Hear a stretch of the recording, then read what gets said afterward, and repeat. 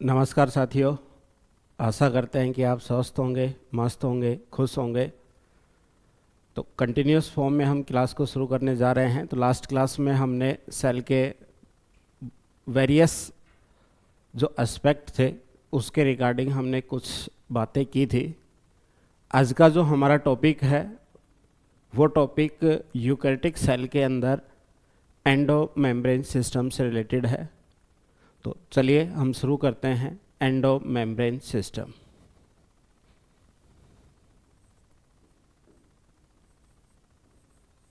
Endo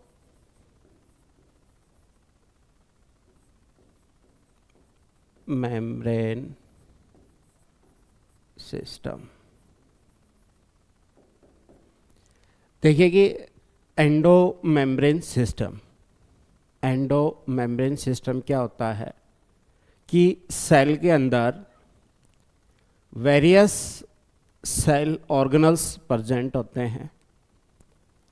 और अगर हम बात करते हैं तो सेल के अंदर जो मेम्ब्रेनस जो सेल ऑर्गेनल्स होते हैं, यानी कि सेल है, सेल के अंदर मतलब एंडो और मेम्ब्रेन प्रेजेंट है, वो सेल ऑर्गेनल अगर मिलकर कोई भी फंक्शन को परफॉर्म करते हैं उसको हम क्या कहते हैं? Endomembrane system.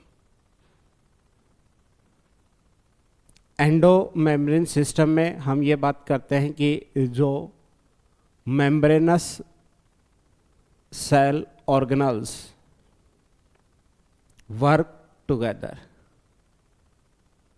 अब हम ये बात करते हैं कि मेम्ब्रेनस सेल ऑर्गेनल्स जो हैं वो अगर एक साथ काम करते हैं या फंक्शन को, किसी भी एक पर्टिकुलर फंक्शन को परफॉर्म करते हैं, तब हम ये देखते हैं कि जो सेलुलर ऑर्गेनल्स हैं इनका इंडिविजुअल स्ट्रक्चर जो है वो अलग है, इंडिविजुअल फंक्शन है वो अलग है। और इंडिविजुअल स्ट्रक्चर और फंक्शन अलग होने के बावजूद भी ये एक कोऑर्डिनेट वे में क्या करते हैं? वर्क को परफॉर्म करते हैं। और ये कलेक्टिवली जो वर्क को परफॉर्म करते हैं उसी को हम क्या कहते हैं? एक सिस्टम फॉर्म की होता है, उसी सिस्टम को हम क्या कहते हैं? Endomembrane system. Endomembrane system की अगर हम बात करते हैं तो एंडो मेम्ब्रेन सिस्टम में हम सेलुलर ऑर्गेनल्स जो होते हैं, या हम कह सकते हैं कौन से? Membranes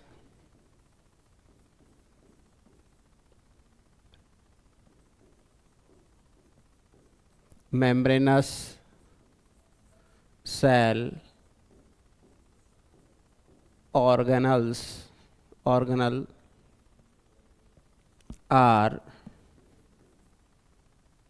membranous cell organelles are structurally and functionally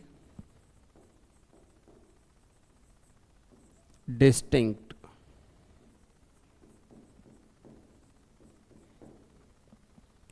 functionally और स्ट्रक्चरली क्या होते हैं? अलग अलग होते हैं। ये अलग अलग होते हैं फिर भी दे आर, या हम क्या कह सकते हैं? They are coordinate with function.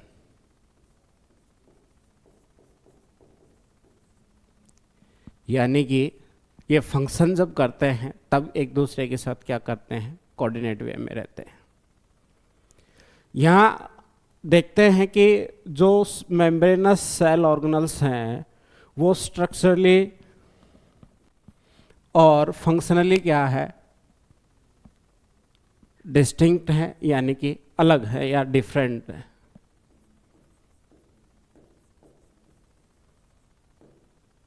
But उनका जो फंक्शन होता है वो कोऑर्डिनेट वे में होता है। कोऑर्डिनेट वे में जो फंक्शन होता है उसी को हम क्या कहते हैं, एंडो मेम्ब्रेन सिस्टम का क्या करते हैं, ये फॉर्मेशन करते हैं। अब एंडो मेम्ब्रेन अगर सिस्टम की बात करते हैं तो कौन कौन इंक्लूड होता है,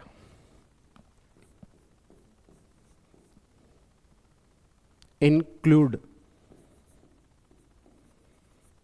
कौन कौन होता है, माइटोकॉन्ड्रिया फर्स्ट,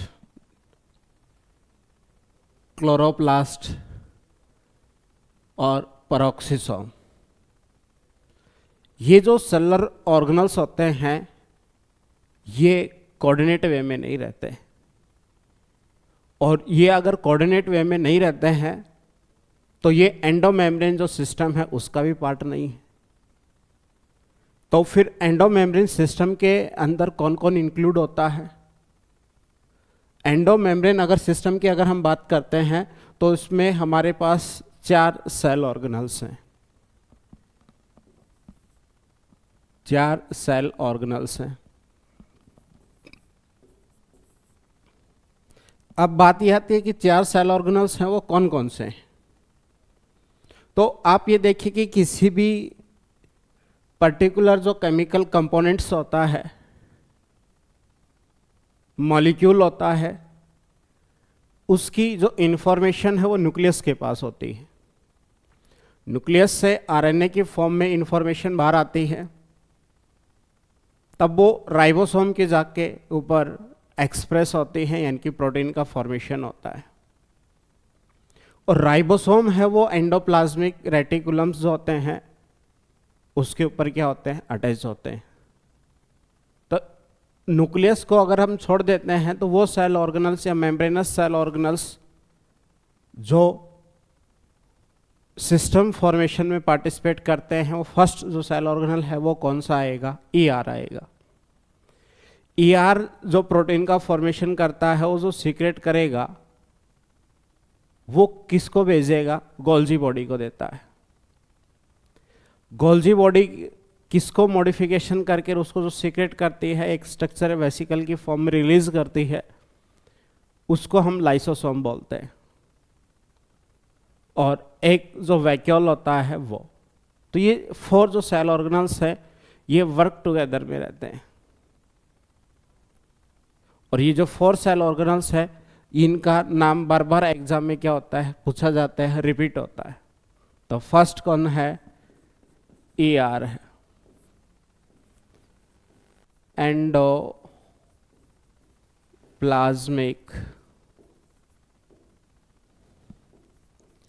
रेटिकुलम। दूसरा कौन आएगा, गोल्जी बॉडीज या कॉम्प्लेक्स।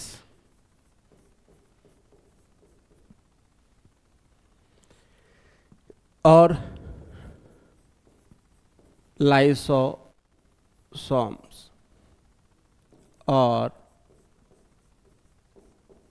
वैक्यूल्स। ये जो सेल ऑर्गेनल्स हैं ये कंटिन्यूस फॉर्म में क्या करते हैं, एक दूसरे के साथ कोऑर्डिनेट करते हैं। ये हम डायग्राम बनाएंगे तब देखते हैं कि इनका एंडोमेम्ब्रेन सिस्टम है वो कैसे एक दूसरे के साथ क्या होता है, कनेक्टेड फॉर्म में रहता है। यहीं पर हम ये देखते हैं कि ये जो मेम्ब्रेनस सेल ऑर्गेनल्स हैं ये वर्क टुगेदर करते हैं इसी वजह से या फिर कोऑर्डिनेट विद फंक्शन, किसके साथ, एक दूसरे के साथ, या फंक्शन टुगेदर। और ये फंक्शन टुगेदर करते हैं तो ये पार्ट किसका है, एंडोमेम्ब्रेन सिस्टम का पार्ट है। फिर सेकंड क्वेश्चन ये आता है कि इनमें से कौन पार्टिसिपेट है वो नहीं करता है। तो जो नहीं करता है वो हम नोट लगा के यहाँ पर देखते हैं कौन कौन नहीं आता है। जो कोऑर्डिनेट वे में नहीं रहता है उनमें फर्स्ट है माइटोकॉन्ड्रिया। दूसरा है क्लोरोप्लास्ट और एक है पर oxysome, not coordinate together, are not part of endomembrane system। यानी कि यहाँ से दो टाइप के क्वेश्चन अराइज होते हैं। जो फर्स्ट क्वेश्चन जो अराइज होता है वो ये रहता है कि एंडो मेम्ब्रेन सिस्टम में कौन से सेल ऑर्गेनल्स है जो पार्टिसिपेट करते हैं। उनमें एंडोप्लाज्मिक रेटिकुलम है, गोल्जी बॉडी या कॉम्प्लेक्स है, उसी के साथ लाइसोसोम और वैक्यूल है, ये part of endo membrane system है। और जो एंडो मेम्ब्रेन सिस्टम का जो पार्ट नहीं है वो कौन कौन नहीं है, माइटोकॉन्ड्रिया, क्लोरोप्लास्ट और पेरोक्सीसोम। सेकेंड क्वेश्चन ये राइज होता है कि किसको हम मानते हैं कि ये एंडो मेम्ब्रेन सिस्टम का पार्ट है, या किसी को हम ये मानते हैं कि एंडो सिस्टम का पार्ट नहीं है। क्योंकि ये जानते हैं कि जो मेम्ब्रेनस जो सेल ऑर्गेनल्स होते हैं उनके डिस्टिंक्ट स्ट्रक्चर और फंक्शन होते हुए भी वो कोऑर्डिनेट वे में क्या करते हैं, वर्क करते हैं। इस वजह से इनको हम क्या बोलते हैं, एंडो मेम्ब्रेन सिस्टम बोलते हैं। अब एंडो मेम्ब्रेन सिस्टम जो है इसके 4 जो कंपोनेंट्स हैं कौन कौन से हैं, एंडोप्लाज्मिक रेटिकुलम है, गोल्जी कॉम्प्लेक्स है, लाइसोसोम और वैक्यूल। हमें ये यूकैरियोटिक सेल ऑर्गेनल्स पढ़ना है। उसके बाद हमें माइटोकॉन्ड्रिया, क्लोरोप्लास्ट और पेरोक्सीसोम की बात करनी है। और इनकी बात करने के बाद हमारे पास कौन बचता है, न्यूक्लियस बचता है, उसको हम सेपरेट स्टडी करते हैं। तो यानी कि जो बचा हुआ सेलुलर जो पोर्शन है या सेल बायोलॉजी का जो बचा हुआ पोर्शन है डिवीजन को छोड़कर, तो उनमें हम 4 और 3 7 कंपोनेंट तो ये पढ़ेंगे सेलुलर ऑर्गेनल्स, और एक हम न्यूक्लियस के बारे में डिस्कस करेंगे और सेल बायोलॉजी यहाँ पर कंप्लीट हो जाएगी। तो चलिए 1 बाय 1 कर कर हम क्या करते हैं, स्टडी करते हैं। तो फर्स्ट एडिंग हम नोट करते हैं कि एंडो मेम्ब्रेन सिस्टम का जो पार्ट है कौन है, ER है। ER कौन होगा, endo plasmic reticulum.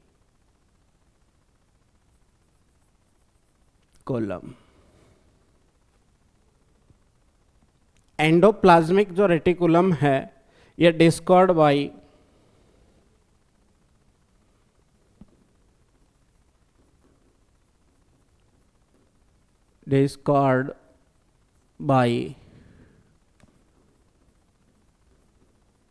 Porter. Clear, यानी कि ER है वो डिस्कॉर्ड बाई पोर्टर। अब ये होता है कि जो ER है ये क्या है, ये है कॉम्प्लेक्स मेम्ब्रेन। और ये जो कॉम्प्लेक्स मेम्ब्रेन है ये कहाँ पर अराइज होती है, तो हम डायग्राम के साथ इसको कवर करते हैं। ये हमारे पास हम मान लेते हैं कि न्यूक्लियस से स्टार्टिंग करेंगे,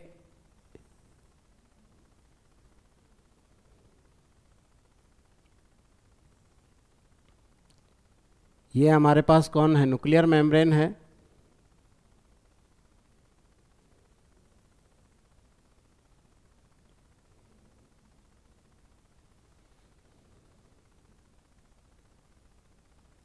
इस न्यूक्लियर जो मेम्ब्रेन है इसका जो एक्सटेंडेड पार्ट है, या हम कह सकते हैं कि जो न्यूक्लियर मेम्ब्रेन के साथ साथ जो फैला हुआ पार्ट होता है,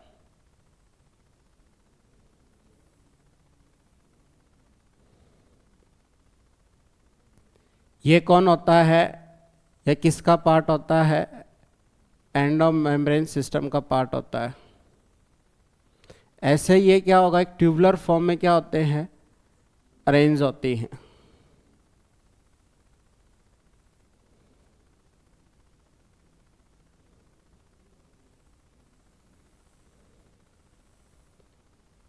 ये ट्यूबुलर फॉर्म में क्या होती हैं, अरेंज होती हैं। यहाँ पर ये जो है ये कौन है, ये न्यूक्लियस है। न्यूक्लियर जो मेम्ब्रेन है, न्यूक्लियर मेम्ब्रेन के साथ ही क्या होते हैं, ये एसोसिएटेड फॉर्म में होते हैं। और ये एक एक्सटेंडेड या कह सकते हैं कि जो कॉम्प्लेक्स या इलोबरेट जो मेम्ब्रेन है उसी को क्या कहते हैं, ईआर बोलते हैं। तो ये हमारे पास जो स्ट्रक्चर है वो स्ट्रक्चर किसकी है, ईआर की है, एंडोप्लाज्मिक रेटिकुलम की। अब हम एंडोप्लाज्मिक रेटिकुलम की अगर बात करते हैं तो यहां पर हमारे पास ये जो अंदर की तरफ स्पेस प्रेजेंट होता है,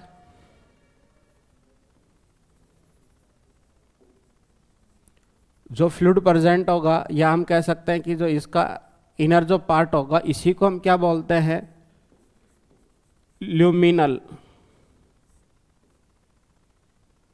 और इसके जो बाहर जगह है या ये जो पार्ट है यहाँ से ये वाला जो बीच पार्ट होगा, जो साइटोप्लाज्मिक कंपार्टमेंट जो बनता है, इसको हम बोलते हैं एक्स्ट्रा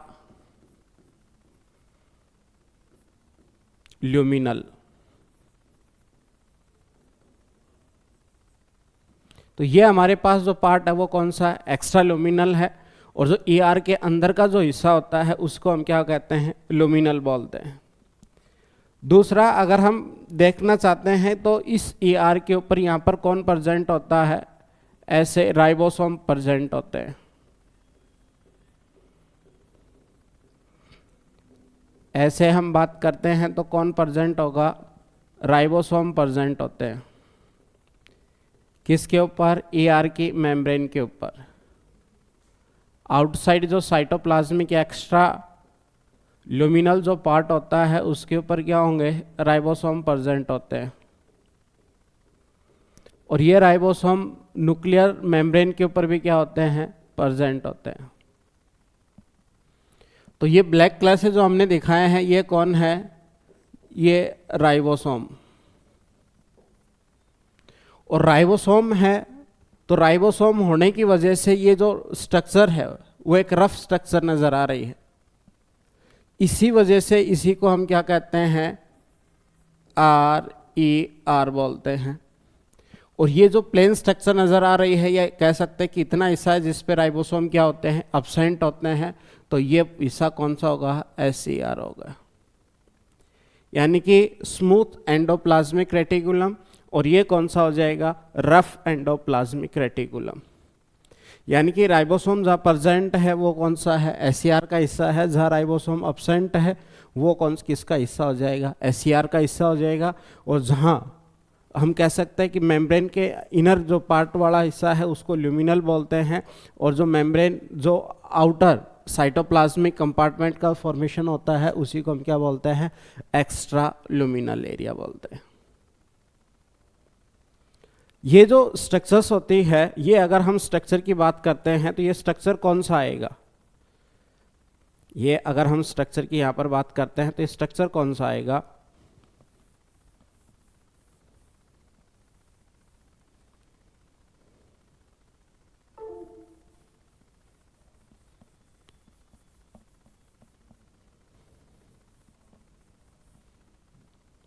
तो ये स्ट्रक्चर का कौन सा हिस्सा आ गया, ये ल्यूमिनल पार्ट हो गया, एक्स्ट्रा ल्यूमिनल पार्ट हो गया, ये SER का पार्ट हो गया, ये RER का पार्ट हो गया।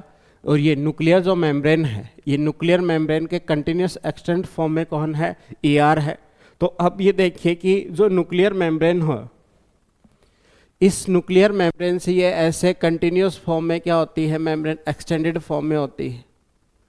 और ये एक्सटेंडेड अगर फॉर्म में है तो यहाँ पर आप देखेंगे कि इसके बाहर कौन होगा, यहाँ पर प्लाज्मा मेम्ब्रेन होगी,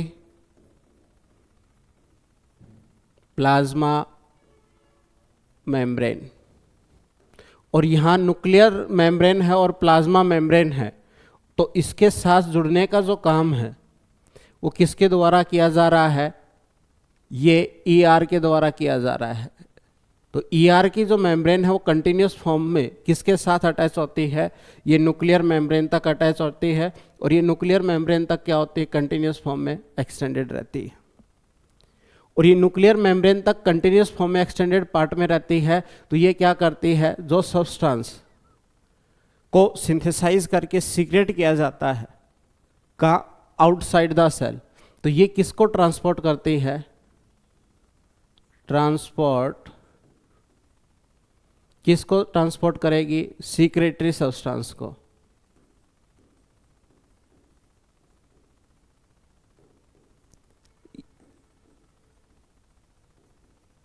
जो आउटसाइड द सेल क्या किया जाएंगे, ट्रांसपोर्ट किए जाते हैं, उनको सीक्रेट करने में इसकी क्या होती है, हेल्प होती है। किसके द्वारा, ईआर के द्वारा। यानी कि अगर हम स्ट्रक्चर की बात करते हैं तो जो न्यूक्लियस होता है, उस न्यूक्लियस की जो आउटर मेम्ब्रेन है वो एक कंटिन्यूस इलॉबरेट फॉर्म में एक मेम्ब्रेनस स्ट्रक्चर प्रेजेंट होती है, उसी को हम क्या कहते हैं, ईआर बोलते हैं। तो ये कॉम्प्लेक्स या मेम्ब्रेनस जो स्ट्रक्चर्स होती है, इसी को हम क्या कहते हैं, ईआर। तो ईआर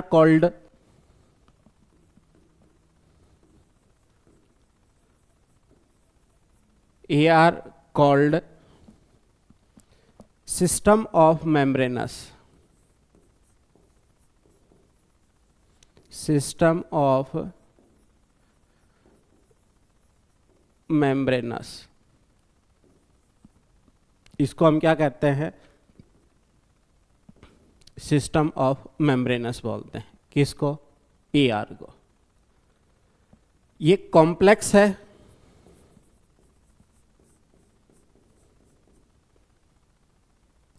और क्या है, वाइड स्प्रेड है।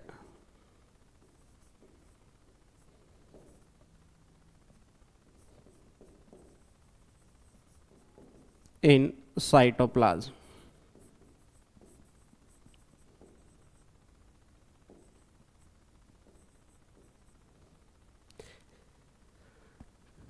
ये यहाँ जो साइटोप्लाज्म है, उस साइटोप्लाज्म के अंदर क्या है, फैली हुई है, और ये फैली हुई है उसी को, यानी कि हम क्या कहते हैं, टिनी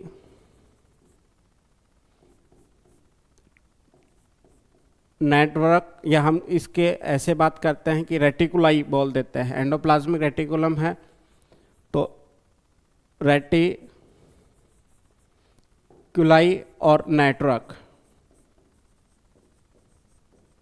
of tiny tubular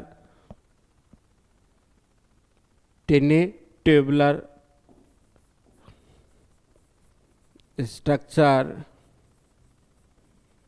present in cytoplasm. यानी कि ये जो है वो एक नेटवर्क का फॉर्मेशन करती है, यानी कि ये जाल है ऐसे ऐसे उलझा हुआ, या मेम्ब्रेन की जो फोल्डिंग है उस तरीके से क्या होती है, एक्सटेंडेड फॉर्म में होती है, साइटोप्लाज्म में प्रेजेंट होती है। हम ये देखते हैं कि जो ईआर है वो ईआर की 3 टाइप ऑफ स्ट्रक्चर क्या होती हैं, प्रेजेंट होती हैं।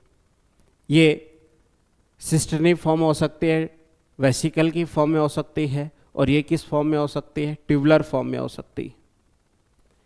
और अगर हम ये बात करते हैं तो देखिए कि जो ईआर जो है वो क्या है, सिंगल मेम्ब्रेनस सेल ऑर्गेनल्स, और सिंगल मेम्ब्रेनस सेल ऑर्गेनल्स है तब जाकर क्या होगा कि इसकी जो मेम्ब्रेन की जो फोल्डिंग है, या हम कह सकते हैं मेम्ब्रेन जो स्ट्रक्चर बताता है, तो सिस्टर्नी की फॉर्मेशन कर सकता है, वेसिकल की फॉर्मेशन कर सकता है, या ट्यूबुलर फॉर्म में हो सकता है। और अगर हम ये देखते हैं तो क्या होगा कि जो ईआर है, ईआर क्या होगा, सिंगल मेम्ब्रेनस सेल ऑर्गेनल्स है। इसकी डिस्टिंक्ट स्ट्रक्चर में कौन कौन सी स्ट्रक्चर्स आएगी, सिस्टर्नी, दूसरा कौन सा बनेगा इसका, वेसिकल,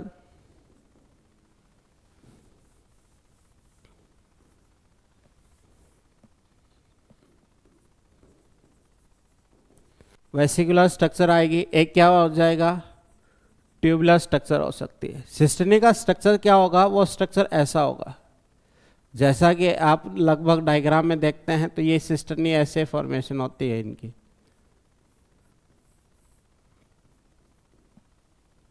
वेसिकल है वो राउंड शेप होगी ऐसे ही,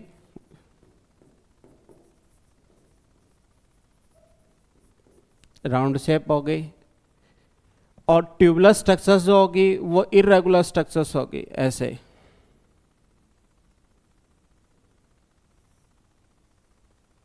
ऐसे क्या होगी, ये ट्यूबुलर स्ट्रक्चर्स होगी। ये ट्यूबुलर स्ट्रक्चर है, ये ओवल स्ट्रक्चर राउंड शेप है, ये कैसी होती है, इरेगुलर होती है। और ये स्ट्रक्चर्स कैसी होगी, ये ट्यूबुलर की ही पैरेलल स्ट्रक्चर फॉर्म में होती है, तो इसी को हम क्या बोलते हैं, सिस्टर्ना क्लोजली क्या होती है, ट्यूबुलर स्ट्रक्चर्स एसोसिएट होती है। तो यानी कि जो ईआर है, उस ईआर की जो मेम्ब्रेन फोल्डिंग है वो तीनों में सिस्टर्ने और वेसिकल और ट्यूबुलर स्ट्रक्चर्स में क्या हो सकती है, अरेंज हो सकती है। आगे अगर हम ये बात करते हैं कि जो ईआर है वो ईआर है नॉट विजिबल,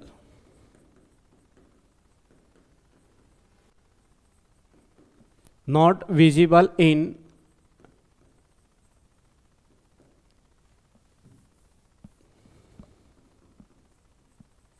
light microscope,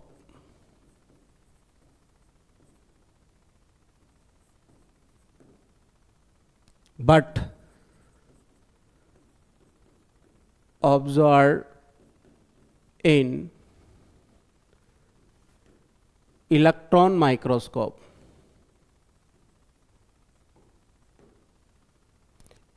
इसको हम लाइट माइक्रोस्कोप की हेल्प से नहीं देख सकते हैं, तो इसको हम किसकी हेल्प से देखते हैं, इलेक्ट्रॉन माइक्रोस्कोप। तो यानी कि जो ईआर है वो ईआर किसके द्वारा दिखेगा, सेल के अंदर इलेक्ट्रॉन माइक्रोस्कोप की हेल्प से हम क्या करते हैं, इसको देखते हैं। अब हम ये देखते हैं कि जो ईआर है वो ईआर एक तरीके से न्यूक्लियस के साथ क्या होगा, एसोसिएटेड स्ट्रक्चर्स प्रेजेंट होती है। और ये न्यूक्लियस के साथ जो एसोसिएटेड स्ट्रक्चर प्रेजेंट होती है, ये किसका पार्ट है और ये कौन कौन से क्या है फंक्शन को परफॉर्म करेगी। तो ये स्ट्रक्चर की अगर हम बात करते हैं, तो हमने ये देखा था कि जो स्ट्रक्चर प्रेजेंट होती है वो स्ट्रक्चर क्या होगी, न्यूक्लियस से एसोसिएटेड होती है। इसके ऊपर राइबोसोम प्रेजेंट होता है, और राइबोसोम के होने की वजह से यहाँ पर दो टाइप के क्या होंगे, ईआर देखने को मिलता है। एक तो आरईआर और दूसरा कौन सा होगा, एसईआर, यानी कि रफ एंडोप्लाज्मिक रेटिकुलम और क्या होगा, स्मूथ एंडोप्लाज्मिक रेटिकुलम। और हम ये देखते हैं कि जो मेम्ब्रेन कंटिन्यूस फॉर्म में, इलोबरेट फॉर्म में रहती है, जो न्यूक्लियस से लेकर कहाँ तक फैलती है, प्लाज्मा मेम्ब्रेन तक, ये तो कंटिन्यूस फॉर्म में किसकी कौन सी स्ट्रक्चर एक दूसरे स्ट्रक्चर को कनेक्ट करती है, तो उसको ईआर करती है। तो हम ये मानते हैं जैसे कि प्लाज्मा मेम्ब्रेन है,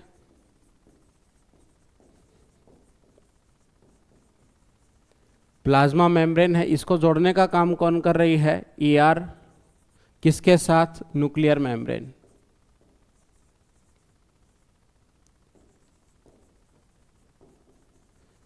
न्यूक्लियर मेम्ब्रेन के साथ जोड़ने का काम किसका होता है, ईआर का होता है।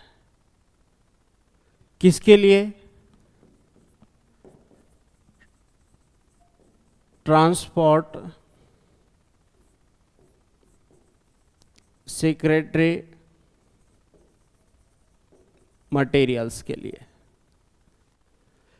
और इसके साथ दूसरा बेनिफिट क्या होता है, ये मैकेनिकल सपोर्ट भी प्रोवाइड करती है इसी के साथ, यानी कि पूरे जो साइटोप्लाज्म है, इस साइटोप्लाज्म के अंदर क्या होता है, इसका नेटवर्क फैला हुआ है, रेटिकुलम की फॉर्म में क्या है, अरेंज होती है। तो ये क्या करता है, सेल को मैकेनिकल स्ट्रेंथ देने का भी काम करता है। अब हम क्या करते हैं, जो इसकी स्ट्रक्चर है उस स्ट्रक्चर की अगर हम बात करते हैं, तो स्ट्रक्चर के बेसिस पर हमने ये देखा कि लुमिनल एक्स्ट्रा लुमिनल जो पार्ट है जहाँ पर राइबोसोम प्रेजेंट होता है, तो यहाँ कौन सा होगा, आरईआर होगा। और जहाँ राइबोसोम क्या होगा, एब्सेंट होता है, तो उसके हम क्या बोलते हैं, एसईआर बोलते हैं, यानी कि रफ एंडोप्लाज्मिक रेटिकुलम और स्मूथ एंडोप्लाज्मिक रेटिकुलम। तब हम ये देखते हैं कि अगर रेटिकुलम प्रेजेंट है तो यहाँ पर देखो कि सबसे पहले क्या है, इस पे राइबोसोम आर अटैच्ड, या हम कह सकते हैं क्या होते हैं, प्रेजेंट होते हैं। इधर क्या होगा, राइबोसोम आर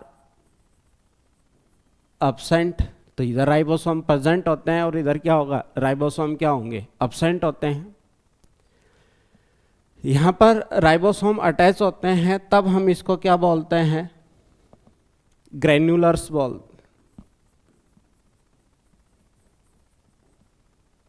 ER हो गया। और यहां राइबोसोम absent है तो क्या होगा, ए ग्रेन्युलर ER हो जाएगा। और ए ग्रेन्युलर राइबोसोम absent है तभी क्या, ये स्मूथ फॉर्म में दिखती है, राइबोसोम ऊपर अटैच है तो ये क्या किस फॉर्म में नजर आती है, रफ एंडोप्लाज्मिक रेटिकुलम के तौर पे नजर आती है। यहां पर राइबोसोम प्रेजेंट है तो राइबोसोम को जोड़ने के लिए ग्लाइकोप्रोटीन होती है।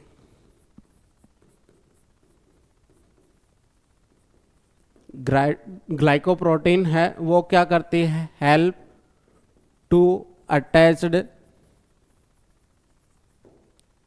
राइबोसोम। तो राइबोसोम को जोड़ने का काम कौन कर रहा है, ग्लाइकोप्रोटीन। और इस ग्लाइकोप्रोटीन का नाम क्या होता है, राइबोफोरिन। राइबोफोरिन सेकंड जैसे इसमें क्या होती है, प्रेजेंट होती है। और इधर क्या होगा, ये absent होगी, क्योंकि राइबोसोम है नहीं, और राइबोसोम है नहीं तो उसको जोड़ने का भी काम नहीं होता है। और राइबोसोम को जोड़ने का काम भी नहीं होगा तो इस प्रोटीन का कोई काम नहीं है। तो ये जो राइबोसोम और ER को जोड़ने का जो काम करती है वो प्रोटीन भी क्या होती है, इधर absent होती है। ये जो स्ट्रक्चर होगी ये क्या होगी, मोर स्टेबल होती है। और ये जो स्ट्रक्चर होगी ये क्या होगी, लेस स्टेबल होगी। तो मोर स्टेबल होती है और ये क्या होगी, लेस स्टेबल होगी। अगर हम RER की हम बात करते हैं तो RER का जो फंक्शन होता है वो क्या होता है, प्रोटीन सिंथेसिस। क्योंकि राइबोसोम प्रेजेंट है और राइबोसोम प्रेजेंट है तो क्या होगा इसमें, प्रोटीन सिंथेसिस।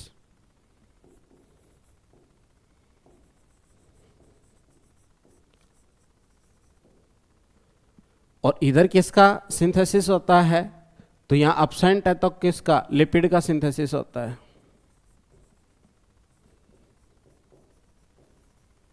यहाँ कौन है, प्रोटीन है, और इधर कौन है, लिपिड का सिंथेसिस होगा। किसके अंदर, RER है, RER के अंदर क्या होगा, प्रोटीन सिंथेसिस होगा। SCR के अंदर क्या होगा, लिपिड सिंथेसिस होगा। और इसी को हम क्या बोलते हैं, या स्टीयर्ड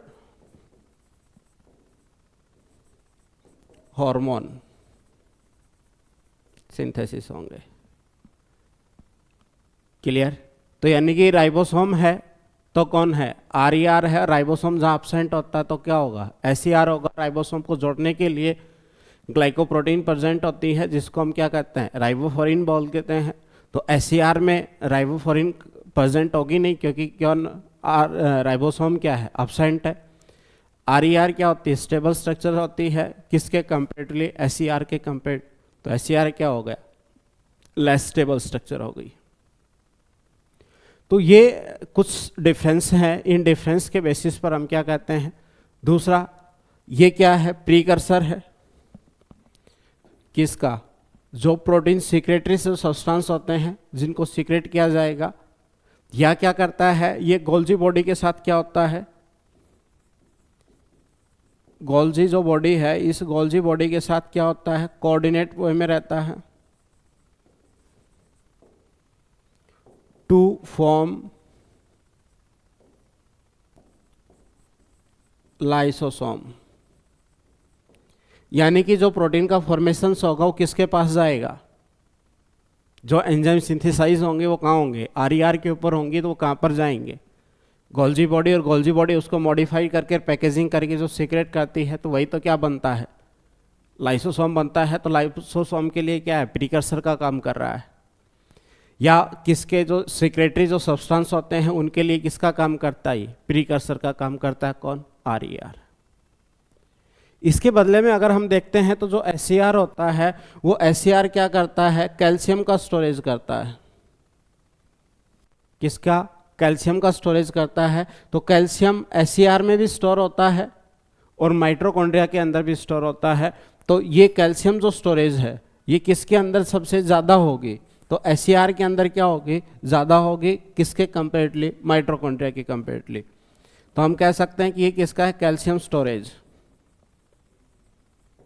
किसके अंदर, जो मसल्स कॉन्ट्रैक्शन होता है, मसल्स कॉन्ट्रैक्शन के अंदर जो सार्कोमेर होता है, उस सार्कोमेर के अंदर क्या होगा, कैल्शियम का प्रेजेंस क्या होती है, ज़्यादा होती है। तो कैल्शियम स्टोरेज के लिए क्या होगा, SCR प्रेजेंट होता है।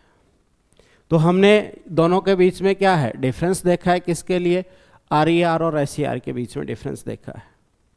कुछ पर्टिकुलर डिफरेंस और भी हो सकते हैं, कॉमन डिफरेंस हमने देख लिए हैं। इनके क्या होते हैं, फिर कुछ कॉमन फंक्शंस होते हैं, और जो कॉमन फंक्शन होते हैं तो उनको भी हम एक साथ क्या कर सकते हैं, देखते हैं।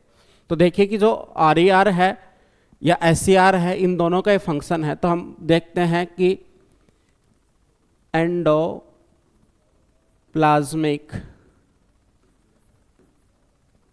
रेटिकुलम के फंक्शन, देखिए हम इसकी स्ट्रक्चर से देखते हैं। तो स्ट्रक्चर का काम क्या होता है, ये स्ट्रक्चर क्या करती है, जो मेम्ब्रेन है वो मेम्ब्रेन क्या करती है, मैकेनिकल स्ट्रेंथ देने का काम करती है, मैकेनिकल सपोर्ट देने का काम करती है, किसको, सेल के साइटोप्लाज्म। तो ये करती है मैकेनिकल स्ट्रेंथ।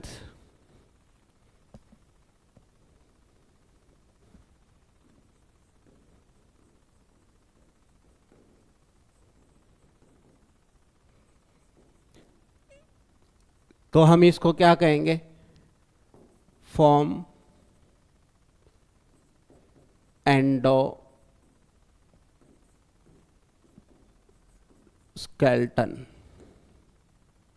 में सेल है, उस सेल का एंडोस्केल्टन फॉर्मेशन के लिए किसका यूज किया जाता है, या कौन, ER पार्टिसिपेट करती है।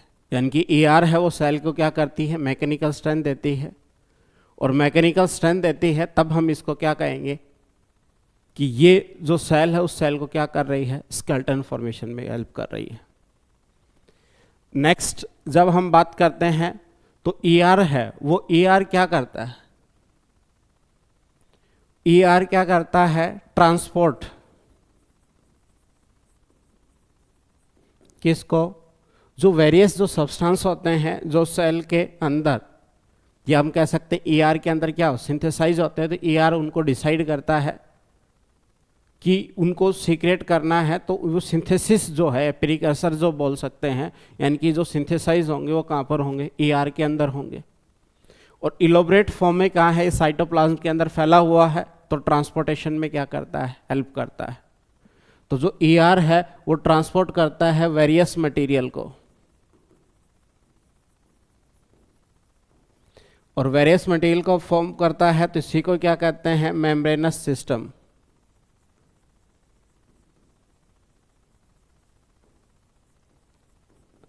या हम बोल सकते हैं इसको ट्रांसपोर्ट सिस्टम।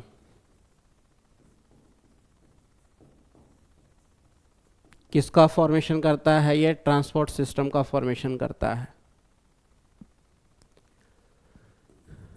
थर्ड अगर हम बात करते हैं तो ये क्या करता है, वेरियस मेटाबॉलिक रिएक्शंस में पार्टिसिपेट करता है, या हम कह सकते हैं कि increase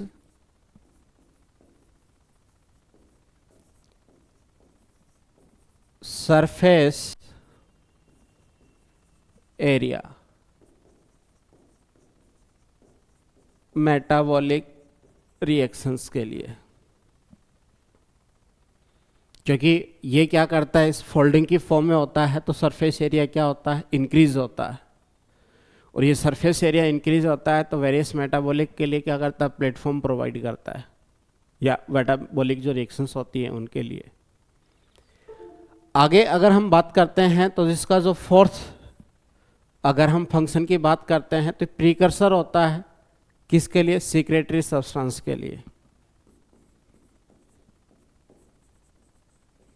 precursors of secretory substance. Next अगर हम बात करते हैं तो जो ER होता है वो क्या करता है कि जब सेल डिवाइड करती है, डिवीजन के टाइम पर क्या होता है कि न्यूक्लियस है वो ब्रेक होता है, न्यूक्लियर मेम्ब्रेन क्या होती है? ब्रेक होती है। तो ये किस में पार्टिसिपेट करता है? हेल्प इन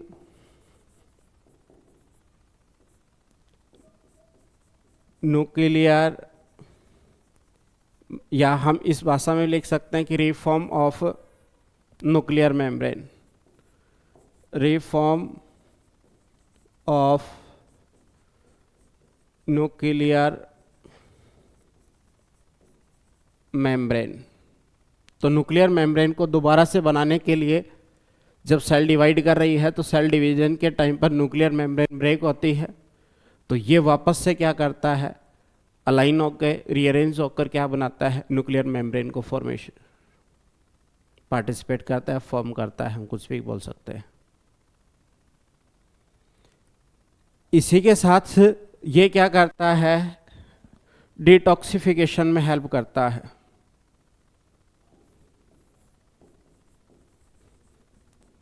हेल्प इन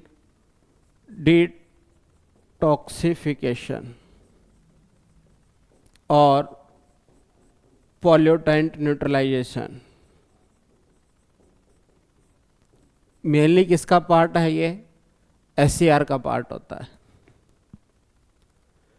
तो वेरियस फंक्शन के साथ क्या करता है? एंडोप्लाज्मिक रेटिकुलम है वो अपने वर्क को क्या करता है? परफॉर्म करता है। तो ये बहुत सारे जो हैं फंक्शन है इनके। तो आज का जो हमारा लेक्चर था इसी के अंदर हम जो भी हमने पढ़ा है उसको एक बार समराइज कर लेते हैं। आज की जो क्लास स्टार्ट हुई है तो उसके अंदर हमने ये देखा है सबसे पहले एंडोमेम्ब्रेन सिस्टम। तो यहाँ से क्वेश्चन कोई भी एग्जाम हो उस एग्जाम के अंदर एंडोमेम्ब्रेन सिस्टम से रिलेटेड क्वेश्चन पूछे जाते हैं। अब एंडोमेम्ब्रेन सिस्टम का मतलब क्या होगा कि सेल के अंदर जो मेम्ब्रेनस सेल ऑर्गेनल्स होते हैं उनके अपने अपने जो फंक्शंस होते हैं, अपनी स्ट्रक्चर्स होती है वो वेरी करती है, या हम कह सकते हैं कि डिस्टिंक्ट फॉर्म में क्या होती है? प्रेजेंट होती है। तो इसी के साथ ये सारे सभी सेल ऑर्गेनल्स जो है वो मिलकर क्या करते हैं? कोऑर्डिनेट वे में वर्क करते हैं। तो उन्हीं को हम क्या कहते हैं? वर्क टुगेदर है, या हम कह सकते हैं कि कोऑर्डिनेट टुगेदर, यानी कि एक दूसरे के साथ क्या करते हैं? ये कोऑर्डिनेट फॉर्म में रहते हैं। तो इसी को हम क्या बोलते हैं? Endomembrane system. तो क्वेश्चन ये अराइज होता है कि एंडोमेम्ब्रेन सिस्टम में सेल के कौन से सेल ऑर्गेनल हैं जो पार्टिसिपेट करते हैं? तो उनके अंदर हम पढ़ते हैं ER एंडोप्लाज्मिक रेटिकुलम, सेकंड जो है गोल्जी बॉडी, लाइसोसोम और वैक्यूल। ये पार्ट किसके हैं? एंडोमेम्ब्रेन सिस्टम के पार्ट है। फिर हम ये देखते हैं कि सेल ऑर्गेनल्स, तो जो मेम्ब्रेनस सेल ऑर्गेनल्स हैं वो अदर सेल ऑर्गेनल्स भी सेल के अंदर क्या होते हैं? प्रेजेंट होते हैं। तो उनको हम सेल ऑर्गेनल का पार्ट क्यों नहीं मानते और ऐसे कौन से सेल ऑर्गेनल हैं? तो ये देखिए माइटोकॉन्ड्रिया है, क्लोरोप्लास्ट है और प्रोक्सिसोम है। इसको हम एंडोमेम्ब्रेन सिस्टम का पार्ट नहीं मानते हैं क्योंकि ये वर्क टुगेदर में नहीं रहते हैं या कोऑर्डिनेट टुगेदर नहीं है। किसके साथ? इन मेम्ब्रेनस सेल ऑर्गेनल्स के साथ, क्योंकि इंडिपेंडेंट क्या कर रहे हैं? वर्क करते हैं। इंडिपेंडेंट क्या है? इनकी स्ट्रक्चर फंक्शन है। तब हम इनको क्या कहते हैं? नॉट पार्टिसिपेट इन या not a components of endomembrane system. अब एंडोमेम्ब्रेन सिस्टम की अगर हम बात करते हैं तो इनको वन बाय वन कर हम क्या करते हैं? कंटिन्यूस फॉर्म में हम रीड करते हैं। तो देखिए कि सेकंड हमने क्या किया है? फर्स्ट जो एंडोमेम्ब्रेन सिस्टम का कंपोनेंट है वो एंडोप्लाज्मिक रेटिकुलम है, उसको हम देखते हैं। तो इसकी डिस्कवरी किसने की? पोर्टर ने की। और ER जो होता है उस ER के अगर हम स्ट्रक्चर्स देखते हैं तो न्यूक्लियस है, न्यूक्लियस का एक्सटेंडेड फॉर्म जो मेम्ब्रेन है वो मेम्ब्रेन की जो वेसिकुलर या ट्यूबुलर जो स्ट्रक्चर्स है उसी को हम क्या कहते हैं? ER बोलते हैं। तो पूरा स्ट्रक्चर किसका है? ER का है। तो ER के अंदर का जो पार्ट होता है उसको हम क्या कहते हैं? ल्यूमिनल बोलते हैं। जो बाहर का पार्ट होता है उसको हम क्या कहेंगे? एक्स्ट्रा ल्यूमिनल बोलते हैं। जहाँ पर राइबोसोम प्रेजेंट होते हैं उसको हम क्या कहते हैं? RER बोलते हैं। जहाँ राइबोसोम एब्सेंट होते हैं डिटैच होने की वजह से तो उसको हम क्या कहते हैं? ये SCR के नाम से जानते हैं। और ये जो है वो एक कॉम्प्लेक्स या widely distributed form, scattered form में क्या होती हैं, प्रेजेंट होती है किसके अंदर, साइटोप्लाज्म के अंदर। तो ये नेटवर्क फॉर्म करती है, मैकेनिकल स्ट्रेंथ देने का काम करती है, ट्रांसपोर्ट मेम्ब्रेनस सिस्टम को फॉर्म करती है। तो न्यूक्लियर मेम्ब्रेन है और ये प्लाज्मा मेम्ब्रेन है। न्यूक्लियर मेम्ब्रेन और प्लाज्मा मेम्ब्रेन को जो जोड़ने का काम होता है वो ईआर का होता है, एंडोप्लाज्मिक रेटिकुलम का होता है। और ये क्या करती है, जो सीक्रेटरी सब्सटेंस होते हैं उनको सेल के बाहर जो सीक्रेट करने के सब्सटेंस है उसके लिए क्या होता है, हेल्पफुल करती है। इसी के साथ हम देखते हैं कि रेटिकुलाई का नेटवर्क और ट्यूबुलर जो स्ट्रक्चर्स है, वेस्कुलर स्ट्रक्चर्स क्या है, इसके अंदर साइटोप्लाज्म के अंदर क्या होती है, प्रेजेंट होती है। आगे हम बात करते हैं तो ये जो एंडोमेम्ब्रेन सिस्टम में जितने भी सेल ऑर्गेनल्स हैं वो सारे किस कैसे हैं, single cell membranous, single layer membranous है। तो सिंगल लेयर जो मेम्ब्रेनस है तो इसमें जो स्ट्रक्चर्स बनेंगी वो सिस्टर्नी बनेंगी, वेसिकल्स बनेंगी और क्या बनेंगी, ट्यूबुलर बनेंगी। तो ये अलग अलग क्या होती है, इसकी स्ट्रक्चर्स होते हैं। अब हम आगे अगर बात करते हैं तो आगे ये देखिए कि जो लाइट माइक्रोस्कोप है उस लाइट माइक्रोस्कोप के अंदर क्या होगा, ईआर विजिबल नहीं होगा। किसके अंदर, लाइट माइक्रोस्कोप के अंदर। किसके अंदर दिखाई देगा, ये इलेक्ट्रॉन माइक्रोस्कोप के अंदर। और इलेक्ट्रॉन माइक्रोस्कोप के अंदर ये दिखाई देता है। तो हम देखते हैं कि ये कहाँ से कहाँ तक फैला हुआ है, प्लाज्मा मेम्ब्रेन से न्यूक्लियर मेम्ब्रेन तक फैला हुआ है। तो ये क्या, सीक्रेटरी जो सब्सटेंस होते हैं उनको ट्रांसपोर्ट करने का काम होता है। आगे हम देखते हैं कि जहाँ पर राइबोसोम प्रेजेंट है या राइबोसोम एब्सेंट है उसके बिहाफ पर स्मूथ एंडोप्लाज्मिक रेटिकुलम है, रफ एंडोप्लाज्मिक रेटिकुलम का फॉर्मेशन होता है। जहाँ राइबोसोम अटैच है तो वो ग्रेनुलस टाइप का है, जहाँ राइबोसोम एब्सेंट है तो वो क्या होगा, ए ग्रेनुलर टाइप का होगा। जहाँ राइबोसोम प्रेजेंट है तो राइबोसोम क्या करता है, अटैच रहता है किसके साथ, ईआर के साथ। तो ग्लाइकोप्रोटीन क्या करती है, इसको जोड़ के रखने का काम करती है। यहाँ पर क्या होगी, ग्लाइकोप्रोटीन ये क्या होगा, इधर एब्सेंट होगा। तो ये मोर स्टेबल है कंपेरेटिवली, ये क्या होगा, लेस स्टेबल होगा। इसका जो फंक्शन है वो राइबोसोम प्रेजेंट है तो क्या होगा, प्रोटीन सिंथेसिस होगा। तो इसका जो मेनली फंक्शन होगा वो कौन होगा, लिपिड सिंथेसिस होगा। इसी के साथ क्या होगा, प्रीकर्सर होता है, गोल्जी बॉडी के साथ कोऑर्डिनेट वे में रहता है और किसको सीक्रेट करता है या हेल्पफुल होता है किसके लिए, लाइसोसोम फॉर्मेशन के लिए प्रीकर्सर होता है। इसके अंदर क्या होंगे, लिपिड हार्मोन्स प्रेजेंट होंगे। और लिपिड हार्मोन्स प्रेजेंट होंगे तो स्टेरॉयड हार्मोन क्या होते हैं, प्रेजेंट होते हैं। दूसरा एसईआर जो होता है वो क्या करता है, कैल्शियम को स्टोर करता है। तो कैल्शियम को एसईआर के साथ साथ कौन भी स्टोर करता है, माइटोकॉन्ड्रिया भी क्या करती है, स्टोर करती है। फिर हम ये देखते हैं कि इसके क्या है, कुछ फंक्शन प्रेजेंट होते हैं। और फंक्शन की अगर हम बात करते हैं तो मैकेनिकल स्ट्रेंथ देने का काम करते हैं। मैकेनिकल स्ट्रेंथ के साथ क्या होगा, transport membrane, transport system form करता है। इसी के साथ क्या है कि सरफेस एरिया इंक्रीज करता है। और ये क्या है, प्रीकर्सर है किसके लिए, सीक्रेटरी सब्सटेंस के लिए। रिफॉर्म करता है किसको, न्यूक्लियर मेम्ब्रेन को। और हेल्प किस में होता है कि ये डिटॉक्सिफिकेशन के लिए क्या होता है, हेल्प। या पोल्टेंट जो सब्सटेंस होते हैं उनके लिए क्या होता है, ये हेल्पफुल होता है या उनका वर्क करता है। तो यहाँ तक हमने जो एंडोमेम्ब्रेन सिस्टम है उस एंडोमेम्ब्रेन सिस्टम का जो फर्स्ट पार्ट है, यानी कि एक जो सेलुलर ऑर्गेनल्स है, एआर है, उसको हमने डिस्कस किया है। अब हमारे पास जो बचते हैं एंडोमेम्ब्रेन सिस्टम के पार्ट के बचने वाले जो सेलुलर ऑर्गेनल्स है, गोल्जी बॉडी है। गोल्जी बॉडी के बाद कौन सा आएगा, लाइसोसोम और वैक्यूल। और इनके बाद जो अदर जो सेल ऑर्गेनल हम यूकैरियोटिक सेल के अंदर डिस्कस करते हैं, माइटोकॉन्ड्रिया, क्लोरोप्लास्ट और प्रोक्सिसोम।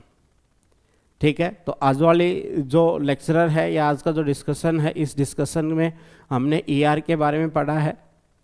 और आने वाली जो वीडियो रहेगी उसके अंदर हम किसको डिस्कस करेंगे, remaining part of endomembrane system है उसको हम डिस्कस करेंगे। तो साथ बने रहने के लिए धन्यवाद।